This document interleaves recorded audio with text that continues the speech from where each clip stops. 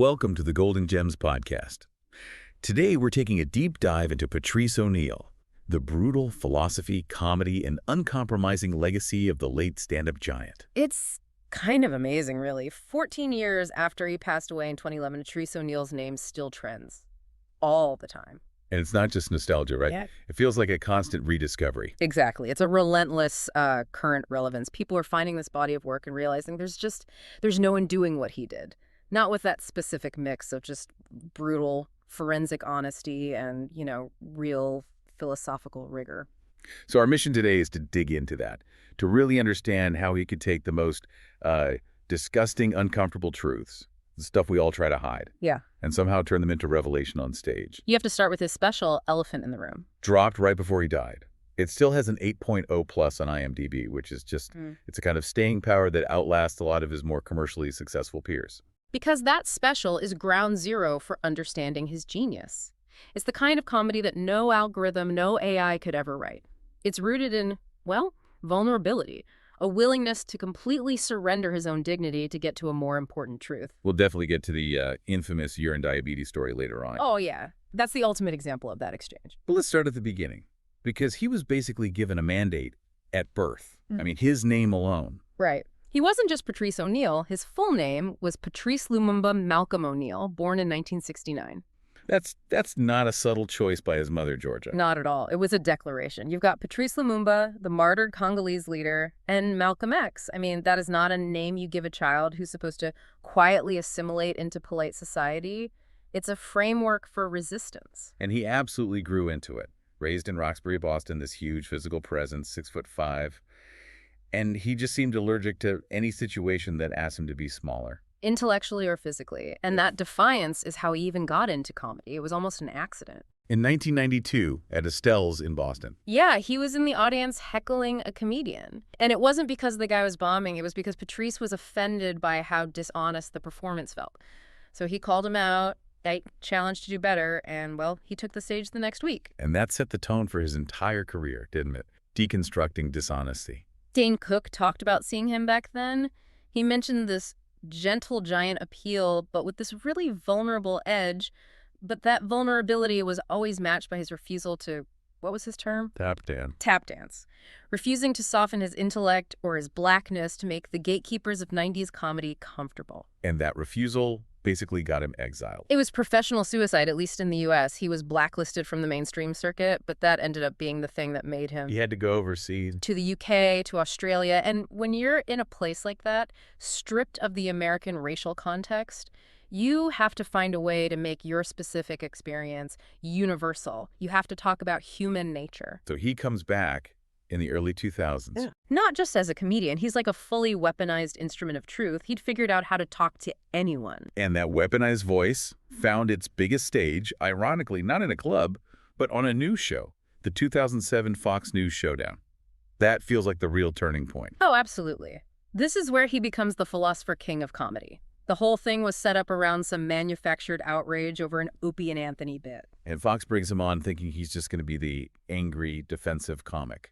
But he doesn't play that game. He walks in and treats the whole thing like a legal proceeding.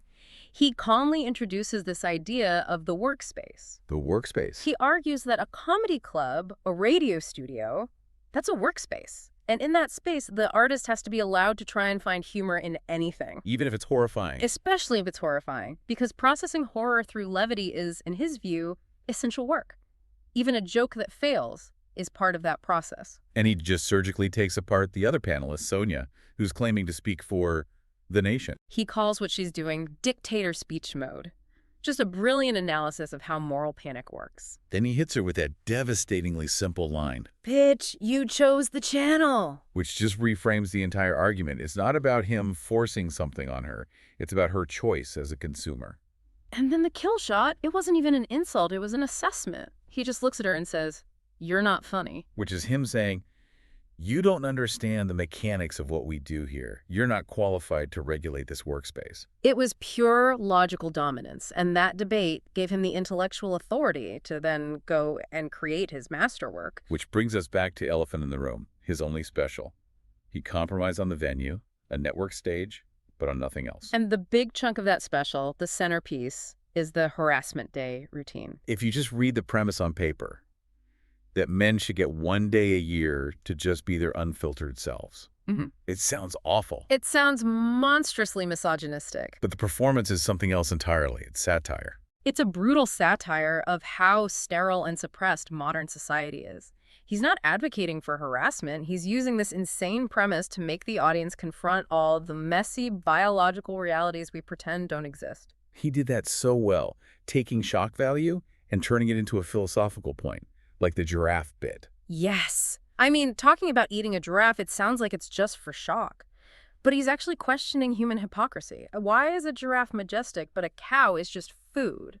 He's making you laugh at the absurd, arbitrary rules inside your own head. Even with his crudest stuff, Kevin Hart talks about the Spider-Man joke. It's a disgusting sexual prank, but Patrice acts out the internal logic so completely, so honestly, that you actually relate to the impulse. He makes the stage a judgment-free zone. So if Elephant in the Room was his thesis, then his radio show, The Black Phillip Show, was his dissertation. Absolutely. From 2006 to 2008, that show created this whole WWPD phenomenon. What would Patrice do? A whole generation of men felt lost and turned to him as this, brutally honest philosopher on relationships. His core idea was that everyone is basically dishonest in romance. He went after men for tap dancing to please women. There's that phrase again, sacrificing your integrity. And he criticized women for what he saw as using emotion to override logic. Which, of course, led to constant accusations of misogyny. But it was always more complicated than that. He was actually road testing these ideas. You're talking about his trips to Brazil. He treated them like anthropological expeditions. He'd come back and argue that more traditional relationships, where the transaction is explicit and honest, were actually more ethical than modern Western dating. Which he saw as just a web of disguised transactions and dishonesty. He just wanted everyone to drop the pretense, be honest about what you want and what you're offering. And that demand for brutal, intimate honesty brings us to maybe the most powerful story about him, the one that proves his entire philosophy. The urine story. The diabetes diagnosis. Where his own vulnerability literally saves his life. He was open about his kink. So when his girlfriend told him his urine tasted like birthday cake, his logical brain didn't get embarrassed. It went, wait a minute, sweet means sugar. And that leads directly to his type 2 diabetes diagnosis. It's the perfect encapsulation of his method. He takes this nasty, private sexual truth, turns it into a life-saving piece of medical data, and then turns all of that into comedy that actually educates people. And I think the ultimate argument against the misogyny claims is his actual relationship, his 10-year partnership with Decarlo. She's a comedian herself, and she always says he trained her. But people hear that word and think it means submission. When for him, it meant the opposite. It meant training for excellence. He pushed her to be a better businesswoman, a sharper comic to demand respect. He was building a partner, an equal, applying that same tough, logical love to her that he applied to everything else. It's just, the end is so tragic in its irony. October 2011, he has a massive stroke, a direct result of the diabetes he joked about. The man who is defined by his voice was silenced. He died on November 29th at just 41. And the timing. He died right before the culture really shifted, before the full explosion of social media, cancel culture, all of it. The flattening of nuance, as he said. I mean, he was the one guy who was perfectly equipped to stand in the middle of the culture wars and just laugh at both sides with equal insight. Now he's become this patron saint for free speech purists, which is great, but it's also complicated. Very complicated, because you have these fringe manosphere groups who co-opt his Black Phillip ideas, but they strip out all the nuance. And the self-deprecation. Yeah, and the humor. Right. They turn it into dogma, which is the opposite of what he was about. He wasn't a hate monger. He called himself a love monger. He just believed real love could only exist with absolute, even painful truth. And that honesty worked everywhere. The shock jock crowd loved him. The Def Comedy Jam crowd loved him. London, Harlem. It didn't matter. The truth resonated. And thank God we have projects like the documentary Killing is Easy and the Vault collection so new people can keep finding him. So in the end, his shadow is just undeniable.